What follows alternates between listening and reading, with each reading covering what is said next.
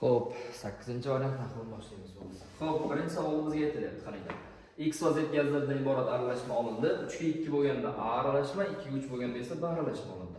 A va B aralashmani teng hajmda aralashtirsak, qanday aralashma chiqishi mumkin? Teng hajmda bo'lsa, qaranglar, mana 2 ga 3 ni qo'shsak 5, 2 ga 3 ni qo'shsak bu ham 5 bo'ladi. Demak, 5 ga 5 X bilan Z aralashgan bo'lsa, X bilan Z o'rtasi bo'lishi mumkin-da. Shuning uchun X bilan Z o'rtasi bo'lganda birinchi variantki, ikkovi ham teng hajmda aralashganda ikkovining o'rtasi bo'lishi mumkin. To'rtinchi variant bo'ladi.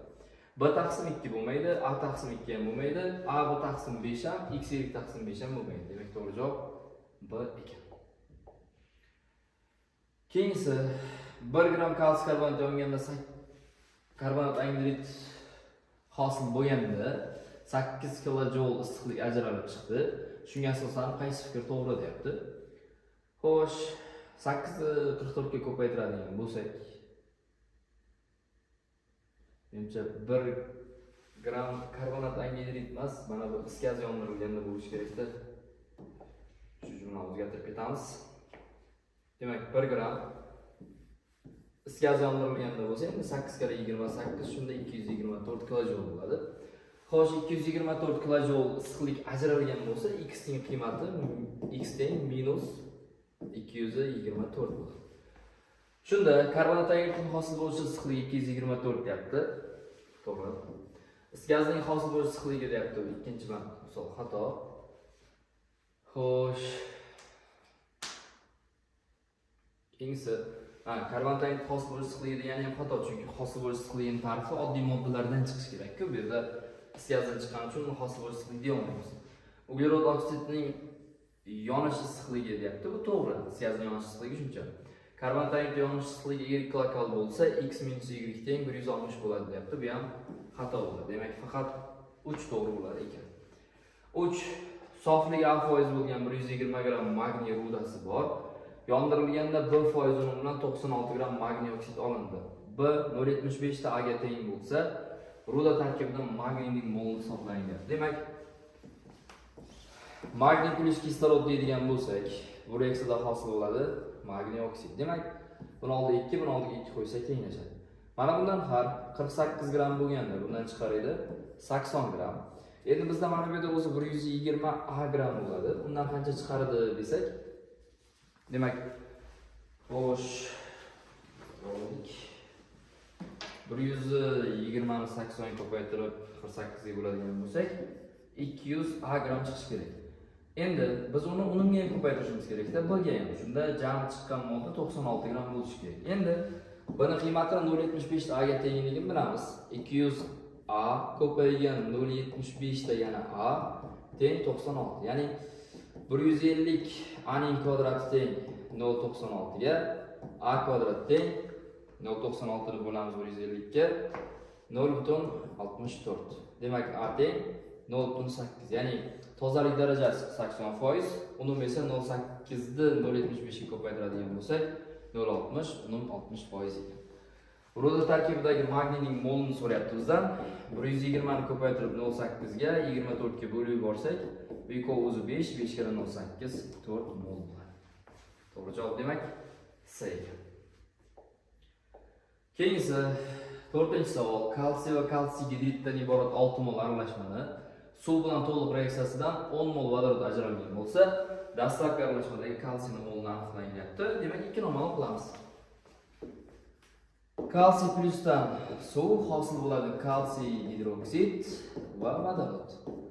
Buni oldiga 2 qo'ysak, o'zi teng reaksiya. Endi mana bundan har x mol bo'lganda bundan x mol chiqadi. Kalsiy gidrid esa bu ham ikkita suv bilan ta'sirlashadi. Bundan kalsiy gidroksid va ikkita vodorod chiqadi. Demak, bundan y mol bo'lganda bundan 2y mol bo'lar ekan.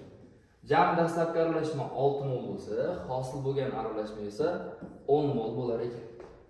Shunda x plus y teng 6, x plus 2y teng 10 bo'ladi.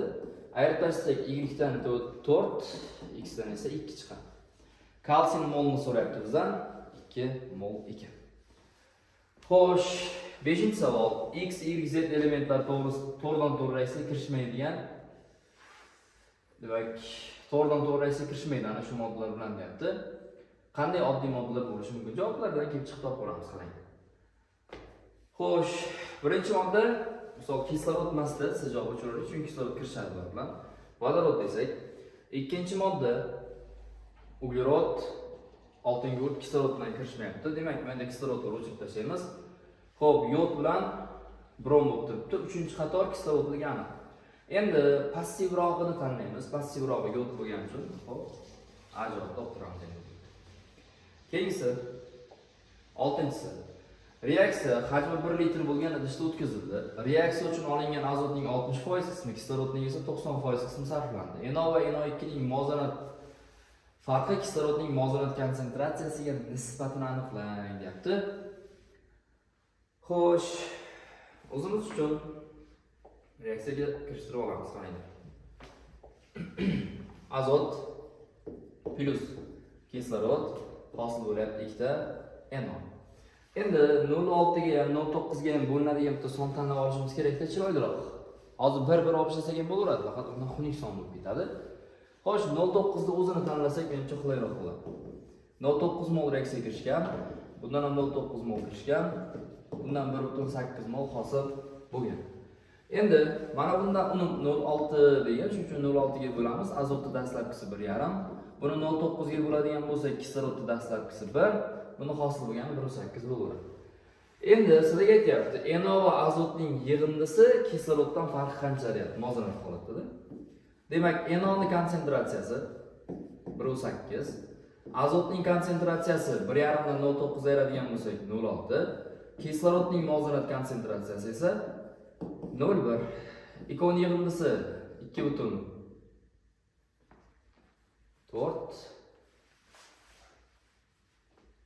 Nisbatini so'ragan ekan. 2.4 taqsim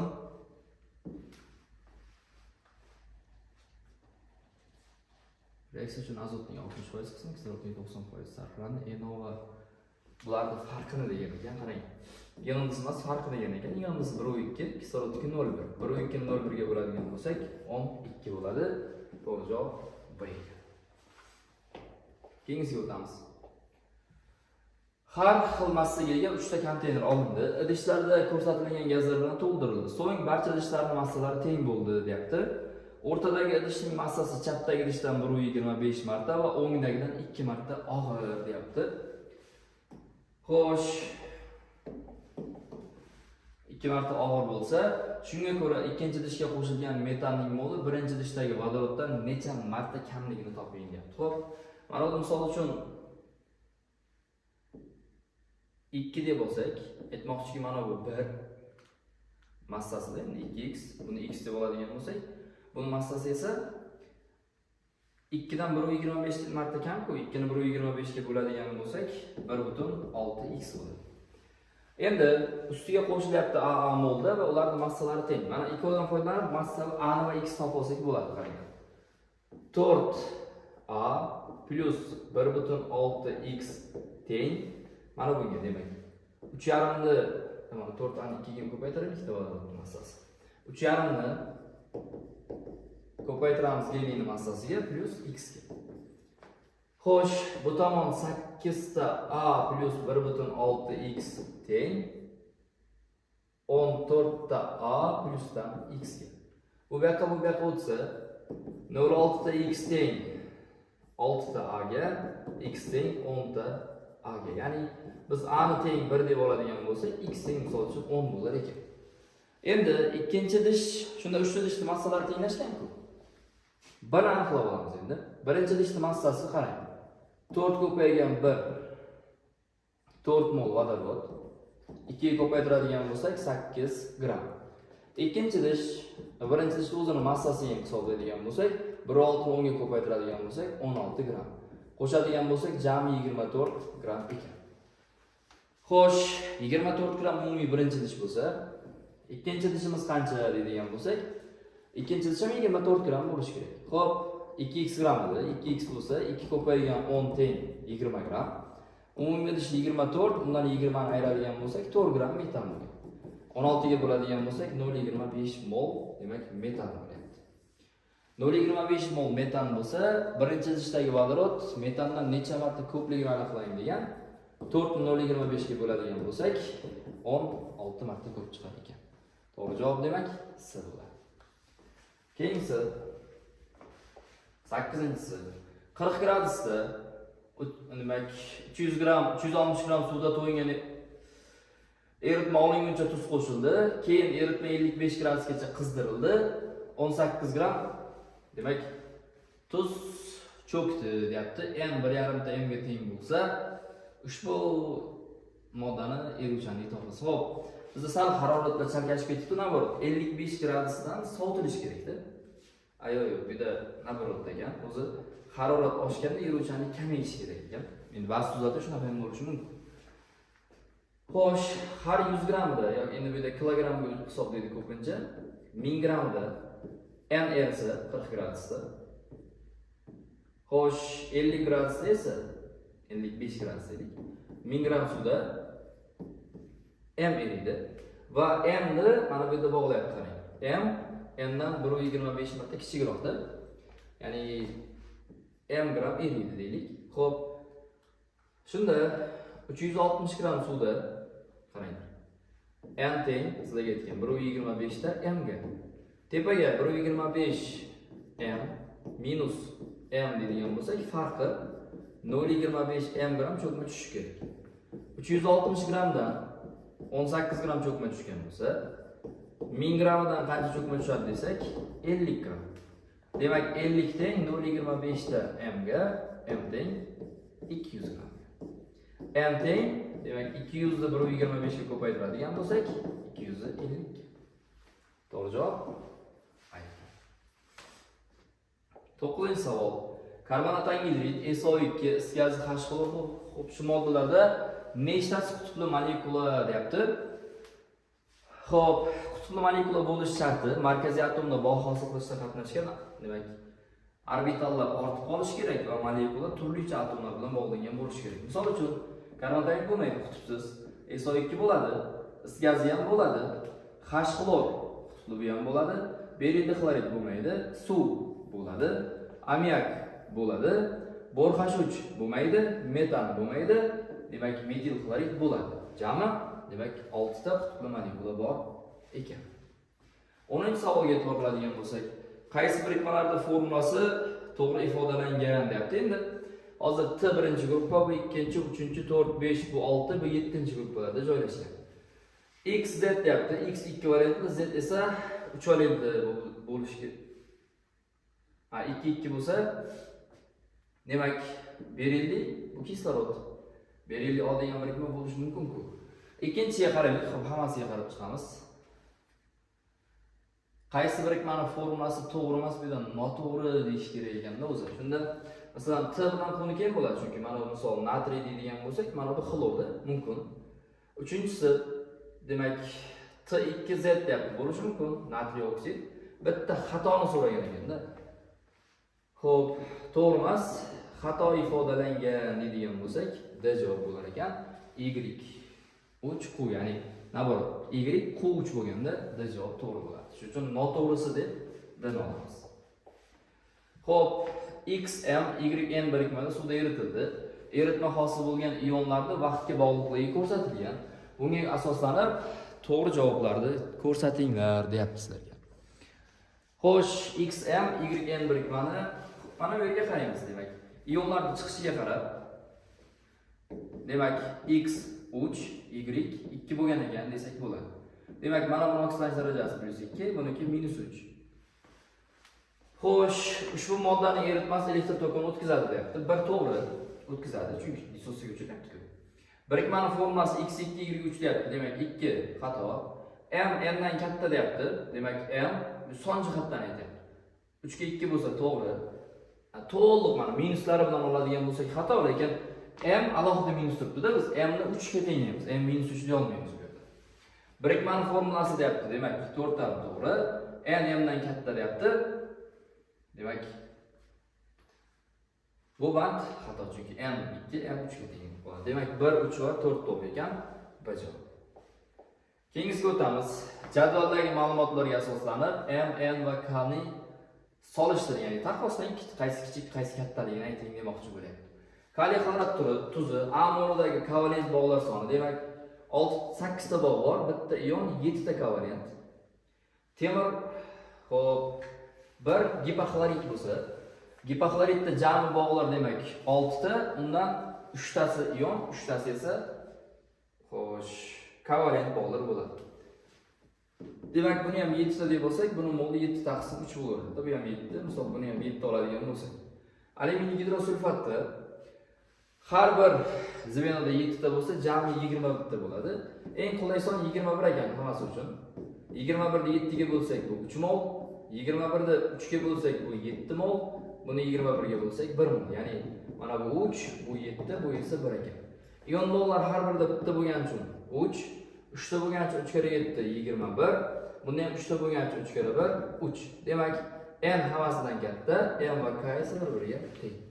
Javob bo'lar ekan. Ya'ni A, B, C, D deymiz endi. D javob bo'lar ekan.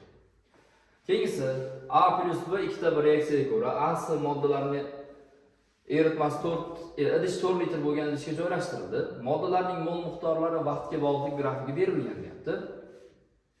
T1 vaqtda muvozanat yuzaga keldi, muvozanat konstantasi 5. Shunga asosan x ning qiymati, ya'ni A ning dastlabki konsentratsiyasi so'ralyapti. Xo'sh, bu yerda bir xil o'zgarish bo'lganini sezyapsizlar. Demak, C moddaning muvozanat holatdagi konsentratsiyasi 8. A reaksiyada nimalarga e'tibor qilamiz yana? A plus B hosil bo'lyapti 2 ta C. A plus C hosil bo'lyapti 2 ta B navbat. C moddaning konsentratsiyasi 8 gacha kamaydi. Shu yerga e'tibor qilinglar. Xo'sh, X modda Z gacha kamaydi. Demak, bundan X mol kirishdi, bundan X mol kirishdi, bundan ham 2X mol kirishdi desak. Xo'sh, bu yerda oraliqlarga ham qarashimiz kerak. Hajm 4 litr bo'lgan idishga solindi. Moddalarning mol miqdorlari vaqtga bog'liq grafik berilgan. Shunga asoslanib X ni aniqlang, ya'ni A ning dastlabki konsentratsiyasi topilsin deyapti. Xo'sh, bu yerda nimadir kamday masalada hozir ko'ramiz. 4 litr bo'lgan idish bo'lsa, 4 litrligi unchalik muhim emas hozir. Mana bu yerda C ning muvozanat holatini bergan bizga 2 mol. Xo'sh, tepada bo'lmasa qarang. 2x ning kvadrati C ning hosil bo'lganida, pastda A niki bo'lmasa, qaranglar. A nikini qanday belgilasak bo'ladi? Birorta bir shart bermabdi-da. B niki mana 4 ga bo'lib oladigan bo'lsak, qolgani demak 8 mol, nima 2 molyar bo'lib chiqadi. Xo'sh, T1 muvozanat o'rnatildi. T1 dan muvozanat 200 ga keldi. Xo'sh, bundan qancha ketgan bo'lsa, undan ham qancha ketgan bo'ladi bir xil. X - 8 tepada. Kechigamaydi. Xo'sh, bu savolda nimadir qolib ketganga o'xshaydi-da shartda. Hozir yana oxirida bir e'tibor qilamiz. Muvozanat konstantasi 5 ga teng, lekin bizda hozir noma'lum narsalar ko'payib ketganda, ikkita noma'lum, bittagina qayin bor bizda, boshqa narsa berilmagan. Xo'sh, ya'ni idishga qanchadan solinganini yo nimadirlar aytilishi kerak edi bu savolda. Yana bir ko'rib chiqamiz oxirida. Xm ioni, ionlanish energiyasi Xm ga tomon, ya'ni Xm xullas Xm dan baland degani elektron oldi degani. Agar elektron berganda edi, navorot, yo'qotsa mana buniki kattaroq. Demak, plyus misol nechtadir elektron olgan. To'g'ri mulohazalar tanlanyapti. N, ya'ni elektron olgan paytda navorot, N M dan katta bo'ladi deyapti. Birinchi band to'g'ri. Ikkinchi band M ning radiusi N ning radiusidan katta deyapti. Ikkinchi banddan to'g'ri. Uchinchi band M katta deyapti. Xato. 4 ion radiusi bundan katta deyapti. Xato. Demak, to'g'ri javob C ekan. 15 2 litrlik idishga 50 gram propan joylashtirildi va reaksiya paytida karbonat angidrid hosil bo'lish tezligi 0.006 mol taqsim litr sekund edi. 4 daqiqadan keyin aralashmada propanning hajmiy ulushini hisoblang deyapti. Endi bitta joyi bu yerda kislorod hisobga olmay ketganga o'xshaydi. Shuni hisoblaymiz, qaranglar. 2 litrlik idish bor. Propan 50 gramm edi. Xo'sh, propanning massa ulushi desak ham bo'laverar ekan. Xullas, karbonat angidrid chiqish unumi 0.006 mol. 4 daqiqa degani 240 sekund degani. 240 sekundga ko'paytiradigan bo'lsak, 0.006 ko'paygan 240. Demak, 1.44 mol chiqadi. Propan yondirilyapti. SO3H8 va 3 ta karbonat angidrid hosil qilyapti. Endi mana bu har bir molidan bu demak 3 mol chiqadi. 1.44 moli qanchasidan chiqadi degan bo'lsak, 1.44 ni bo'lamiz 3 ga 0.48 mol. Demak, bu yongan. Ya'ni massaga aylantiradigan bo'lsak, 0.48 molni ko'paytiramiz. 44 ga massa ulush so'ragan-ku bizda. Hajmi ulush. 0.48 ko'paygan 44. Demak, umumiy propanni moldan ketaylik, bizga hajmi ulush kerak ekan. 50 ni 40 ga bo'lamiz. 50 44 ga bo'lamiz. 50 bo'lingan 44 desak, 1.136 mol ekan. Undan 0.48 mol reaksiya kirishib ketgan bo'lsa, 1.136 ayiramiz 0.48 ni 656 mol ortgan. Ikkovini qo'shadigan bo'lsak, 1.44 ni 2.096 mol.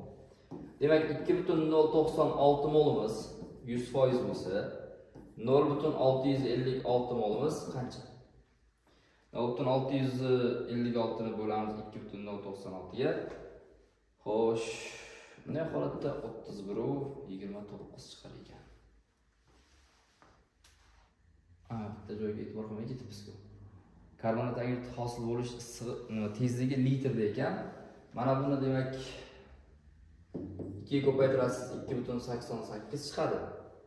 Mana bu 2.88 ni qo'yasiz 0.96. Mana 0.96 ni ayirasiz 1.136 dan 0.96 ni ayirsak 0.76.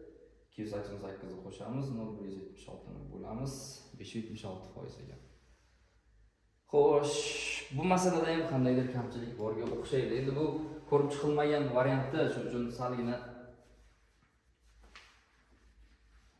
muammo borga o'xshaydi. Keyin bizda shart sal o'xshamay qolgani, yongan propanning hajmi ulushda hisoblang deb emas, agar unum deb berganda, jami propanimiz misol 1.136 mol 100% grammda ketsa yaxshiroq, chunki 50 gramm o'zi. Shundaymi?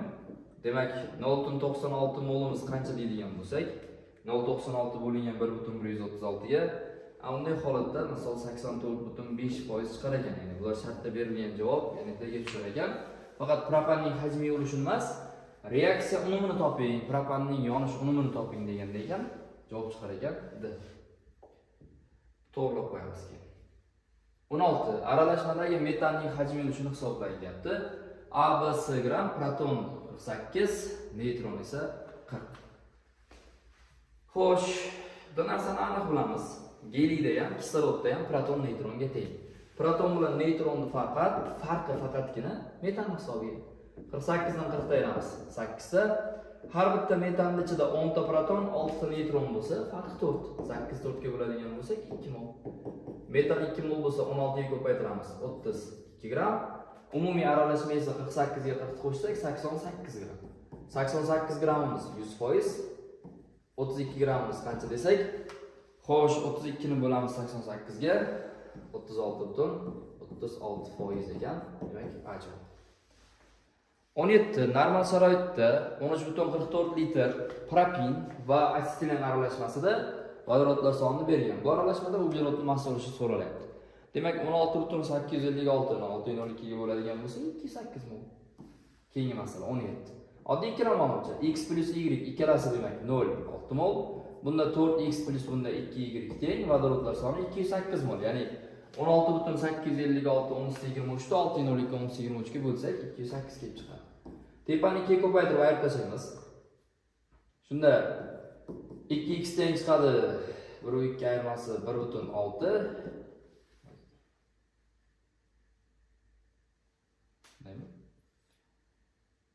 0,6 mol bo'lsa 4x plus 2y masala xato bo'lib qolyapti.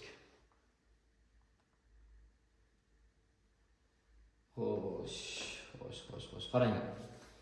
Masalada sal xatolik borga o'xshaydi. 16,856 bo'lamiz 602 bo'lsa 208 mol vodorod chiqishi kerak. Bunda 4 ta, bunda 2 ta vodorod bo'lsa, aralashma 0,6 bo'lsa. Xo'sh, ko'paytirsak, 6 ko'paygan 4.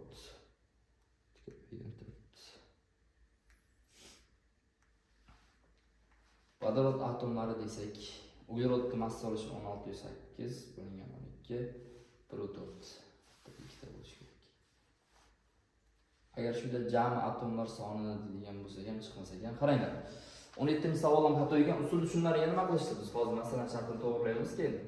Mana shunda x dan topasizlar, misol propinning moli, y dan topasizlar, asetilning moli.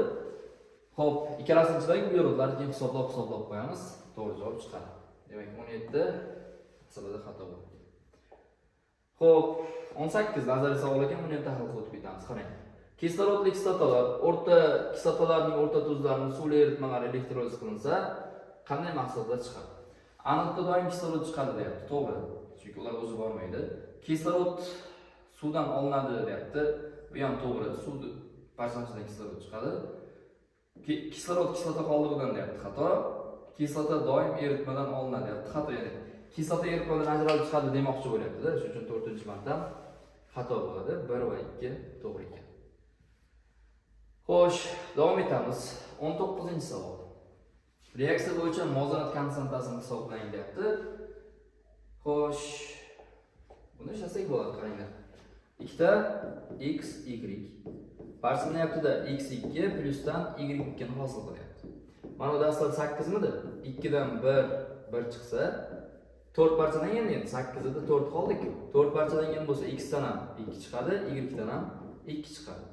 Muvozanat holatda x, y ning konsentratsiyasi demak 4, x ning konsentratsiyasi 2, y ning konsentratsiyasi ham 2. Kain topamiz. Kain teng tepada 4 ning 2 ning birinchisi ko'paygan 2 ning birinchisi, pastda esa 4 ning kvadrati bo'ladi. Ya'ni 4 taqsim 16, 1 taqsim 4, ya'ni 0,25 ekan. To'g'ri javob botil bo'ladi. Keyingisi reaksiya mahsulotlarining koeffitsiyentlar yig'indisini so'rayapsizlardan. Elektron balansga shu dozda tenglashtirib qo'ysak bo'ladi. Demak, xrom mana yerda +3 edi, bu yerda esa +6 ga o'tyapti. Ikkitasi shu paytda 6 ta elektron yo'qotdi. Kislorod 0 dan misol xohlagan bittasiga o'tyapti desak ham -2 ga o'tyapti. Ikkitasi +4 ta elektron olyapti. Demak, balansda soddalashadi, 2 ga 3 bo'lib tushadi. Buni oldi 2 bo'lsa, xo'sh, buni oldi 1. Xromlar 2 ta bo'lgani uchun buni oldi 2. Xo'sh, kaliylar sonini sanaymiz. Demak, kaliy 4 ta bor. Demak, buni oldi ham 2. Karbonatdan oldi ham 2 bo'ladi. Xo'sh, chapdagi kislorodlar soni 8 plus 3 8 plus 6 16 plus 6 ni qo'shadigan bo'lsak 22. O'ngdagi kislorodlar ham demak 3 plus 8 ni qo'shadigan bo'lsak 11, 4 qo'shadigan bo'lsak 18 chiqib qoldimi? 8 6 ni qo'shdik. Bu yerda temir ham elektron berar ekan, shuni hisoblamay ketamiz. Temir mana yerda +2 dan +3 ga o'tishi ham bitta elektron berar ekan, bu 7 ga 4 bo'lishi kerak. Qanday yozaylik? Demak, temir xrom O2 dan 2 ta plus kislorod plusdan kaliy karbonat hosil bo'lyapti demak. Temir 2O3 plusdan kaliy 2 xrom O4 plus karbonat anhidrid. Mana bu +2 dan +3 ga o'tyapti. Mana bu demak +3 dan bu +6 ga o'tyapti. Xullas bu bitta, bular jami 3 ta 3 tadan bersa 6 ta, umumiy hisobda 7 ta yo'qotdi. Bu esa 4 ta oldi. Shuni hisobiga buni oldi 4, buni oldi esa 7 bo'lar ekan. Buni oldi demak 2, buni oldi demak 8, xrom 8 ta. Xo'p, kaliy karbonat oldi ham 8, karbonat oldi ham 8 bo'lar ekan. Bizdan nima so'ragan? Reaksiya mahsulotlarining koeffitsientlari yig'indisi deyapti. 8 qo'shsak 16, 16 ga 2 ni qo'shsak 18 bo'ladi. C javob. Endi 21 uglevodorod molekulasida sp2 gibrid orbitallarining sp3 orbitallariga nisbatini toping deyapti. Xo'sh, mana bu necha mol chiqdi desak 0,2, mana bu necha mol desak ham bu ham 0,2. Xo'p, modda 0,05 bo'lsa 0,05 mol moddadan 0,2 tadan chiqqan bo'lsa, biridan qancha chiqadi deydigan bo'lsak, xo'sh 4 ta, bu ham qancha chiqadi deydigan bo'lsak, 4 ta. Ikkalasi ham demak 4 tadan chiqar ekan. Xo'sh, ikkovi ham 4 tadan chiqdi. Demak, S4 8. Endi agar alken deydigan bo'lsak, unda sp2 bo'lmaydi bilasizlar. Lekin sikloalkan desak, unda sp2 bo'lmaydi. Alken deydigan bo'lsak, ikkita uglerod sp2, ikkitasi sp3 ga belgilansa, sp2lar soni demak 6 ta, sp3lar soni esa 8 ta. 6 taqsim 8 demak 0,75 bo'ladi. Ajoyib. Keyingi 22. Metan, etan va asetilin aralashmasi bor. Uglerod massasi vodorod massasidan 6 marta ko'p. Aralashma tarkibida asetilinning mol ulushi topilsin deyapti. Xo'sh, uglerod massasi va hokazo. Qarang. Bunda nima qilamiz?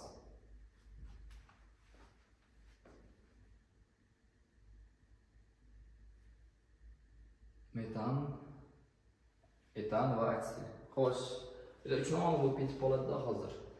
Bir mantiq bormikan desak, qarang. Uglerod massasi vodoroddan 6 marta ko'p bo'ladigan bo'lsa, misol bu etandagi to'g'ri kelib qolar ekan o'yincha. 24 taqsim 6 bo'lsa, xo'sh. 24 taqsim 6 demak bu 4 bo'ladi ekan, bo'lmaydi. Xo'p, uglerodni o'zida, nima, metanni o'zidagi nisbatga qaraydigan bo'lsak, bu 12 taqsim 4 bilan nisbat 3.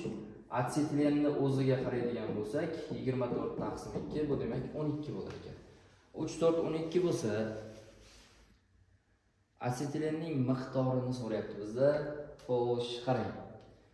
Endi misol uchun shunday holatlarda ikkovini bir, bu ikkovini bir nisbat qilib ko'ramiz. Eng baland va eng past chegarasi kelib chiqadi asetilen. Bu ikkovini nisbat qilib ko'radigan bo'lsak, 24 plus 12x taqsim 2 plus 4x teng demak 6 ga. Ya ko'paysa 24 plusdan 12x teng 12 plus 24x xullas kalom x teng 1. Demak, metan bilan asetilin birga bir nisbatda bo'lishi mumkin ekan. Shu holatda xo'sh, metan asetilinning hajmi o'sishi xullas 50% bo'lishi mumkin. Endi etan bu yerda etan bilan bo'ladigan bo'lsa 24 plusdan 24x taqsim 2 plus 6x teng.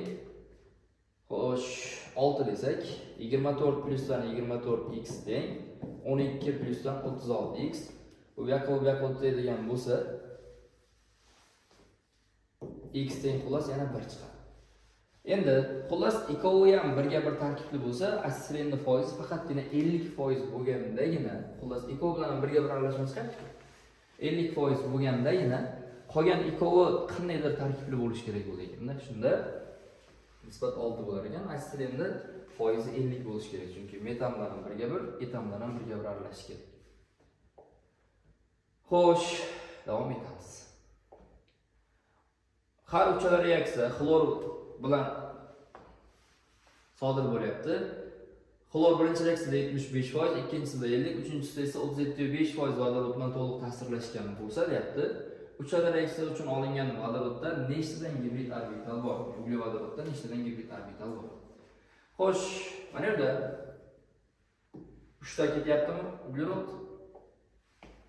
Ana xlor birinchi moddada. 3 ta xlor, demak 3 molda 75%. 100% imiz qancha deydigan bo'lsak, demak 4 ta. Mana bu alkanning formulasida ana uglerod -1 2n bo'ladigan bo'lsa 4 ta. 2n teng 4, n teng 2.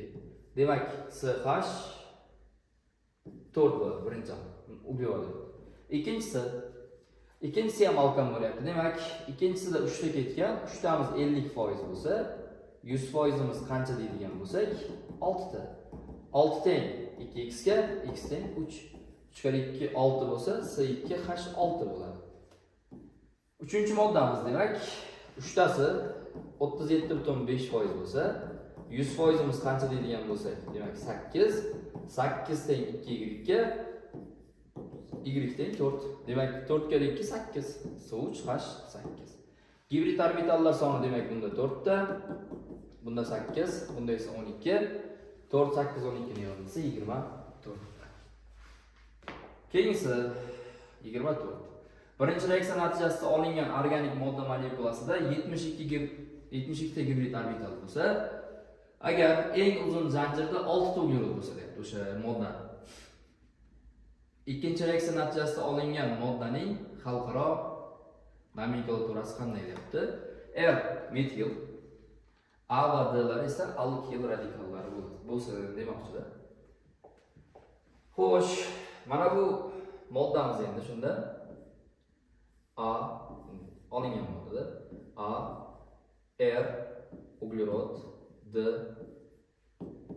yana uglerod, R, D, A, plus R metil qilib yozib ketaversak bo'ladi. Metil, metil.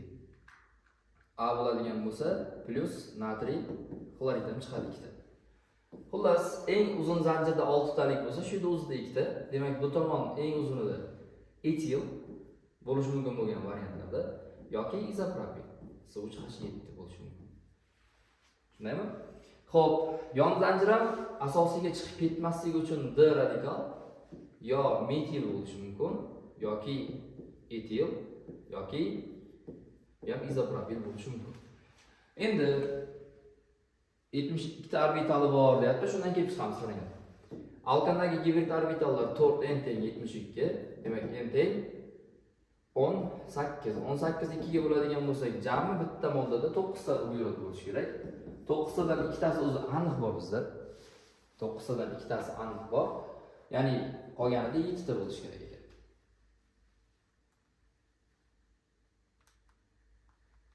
Xo'sh, eng uzun zanjirda 6 ta uglerodlar. Mana yarimda 7 ta bo'lsa, mana ikkolasida o'zi jami 7 ta uglerod bo'lishi kerak bo'lyapti. Undaqasi bor ekan. 7 ta uglerod bo'lish uchun mana uchlamchi butil ham bo'lishi mumkin ekanda. Demak, uchlamchi butil, mana bunday holatda metil, bu yerda 4 ta bor-ku. Bu yoqda endi 3 ta uglerod bo'lishi kerak, izopropil. Mana shu modda bo'lgan ekanda, yarim xullas. Endi mana bu bittasi, bu esa yana bittasi bo'lsa, A bilandir. Misol mana bu A ni, buni D deydigan bo'lsak, izopropilga uchlamchi butil xloridlarni ta'sir ettirsak, bu yoq izopropil, mana bu yoq izopropil, bu yoq uchlamchi butil. Hosil bo'lgan moddamiz 2,2,3 trimetil butan bo'ladi. Ya'ni to'g'ri javob A ekan. 25. Spirt molekulasida qutbli bog'lanishlar soni hisoblanyapti. To'yingan bir atomli spirt 602 tasi X molar massali. Xo'p, to'yingan bir asosli kislotada 2,5 mol, 0,25 mol olyapti ekan. Xo'sh, ikkalasidan 10,2 gram murakkab efir sintez qilindi. Mana bu 1 mol emas. Mana bu demak 0,1 mol, mana bu esa 0, demak 25 mol. Murakkab efir molar massasi bir xil, 10,2 gram olingan bo'lsa, 10,2 gramimiz 1 molidan chiqqan, 0,1 molidan chiqqan, 1 molidan qancha chiqadi desak, 102. 102 ga 18 gram suvni qaytarib qo'shamiz, 120, 2 ga bo'lamiz 60. Demak, spirtdan 60, kislota ham 60. 60 lik spirt demak propanol, C3H7OH, 60 lik kislota esa chumol kislota, sirka kislota, COOH. Spirtdagi qutbli bog'lanishlar soni, demak, propanoldagi qutbli bog'lar soni 8 ta vodorod, bitta uglerod kislorod hisobiga jami 9 ta bo'ladi. Keyingisi 26-savol. A moddaga kiradigan sinfni birinchi vakili uchun qaysi band to'g'ri deyapti. Xo'sh, aksininga suvda asar ettirsak, sirkaligi chiqadi. Qisqacha COH. Bu sinfni birinchi vakili esa chumolalik. Xo'p, gaz holatda bo'ladi, to'g'ri. Zaharli deyapti, to'g'ri. Chumolalik zaharli bo'ladi. Suvda kam eriydi deyapti, xato, suvda yaxshi eriydi. Qutbsiz molekula deyapti, demak xato, qutbli molekula. Xo'p, gibridlanmagan ikkita p orbital, bitta pi bog'lanishni hosil qiladi deyapti. Endi 5-band bu yerda o'zi aslida to'g'ri-da.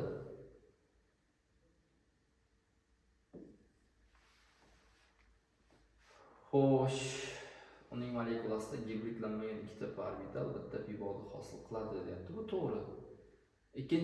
6-band. sp2 gibrid orbitallarning ustma tushishi tufayli sigma bog'iga ega bo'ladi deyapti. sp2 bog'lanishi ham bor. Demak, 1 ham, 2 ham, 5 ham, 6 ham to'g'ri-da. Hamma joy to'g'ri bo'lib qolgan ekan. Xo'sh. To'g'ri.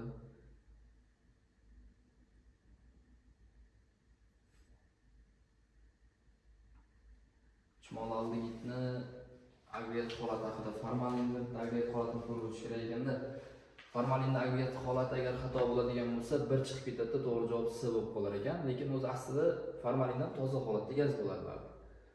Xo'sh, 1, 2, 5, 6 to'g'ri ekan bu yerda. Buni ham kaltdan to'g'rilaymiz. 27. 1 mol benzol va tolol aralashmasi kaliy permanganat orqali o'tkazildi. Bu xo'p, grafikda tasvirlangan reaksiya sodir bo'ldi, ya'ni massa oshdi. Endi ushbu ma'lumotlarga asoslanib boshlang'ich aralashmada benzolning mol ulushi topilsin deyapti. 1 mol aralashma bor. Tolol qisqashuv bo'lsa, tolol oksidlanishidan benzokislota hosil bo'ladi.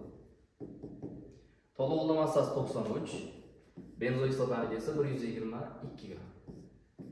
Ana 92 aniqroq. Farqi 40 gram. Bizda farq 1-2 gram bo'ladigan bo'lsa, 40 emas, 30 gram. Farq 1-2 gram bo'ladigan bo'lsa, endi 30 gram 1 mol tololda-ku. 1-2 qanchadir desak 0.04 mol tolol. 1 mol ichida 0.04 mol tolol bo'lsa, 1 dan 0.04 ayiradigan bo'lsak, 0.96 mol benzol. Aralashma 1 molimiz 100%, 0.96 miz qancha desak, 96%.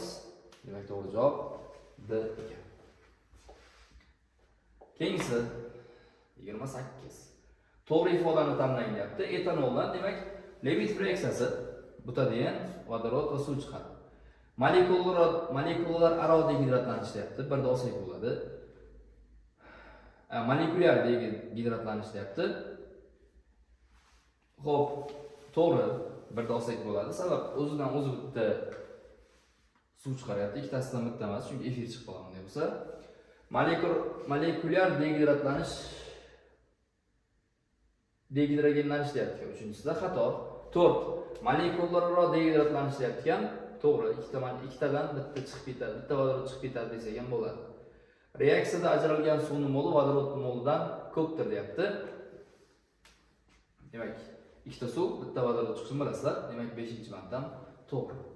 6-si, glyukozada uglerod atomlar soni mos ravishda 1 ga 2 bo'lsa deyapti. 1 ga 2 nisbatda o'zgaradi. Qanday o'zgaradi? Qaytarilganda 6 atom spirt sorbitga aylanadi, oksidlanganda esa glyukon kislota.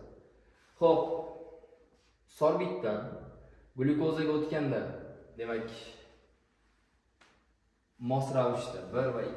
Mana birinchisi bu yoqqa o'tganda, demak, vodorod atomlar sonini so'raganda bizda ortadi. 2 da esa o'zgarmaydi bo'lishi kerak bo'ladi.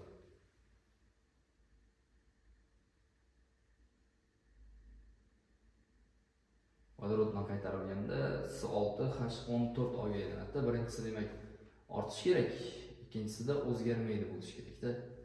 Bunaqa javobimiz yo'q ekan demak. Yo, tartibimiz almashib ketgan, qarang.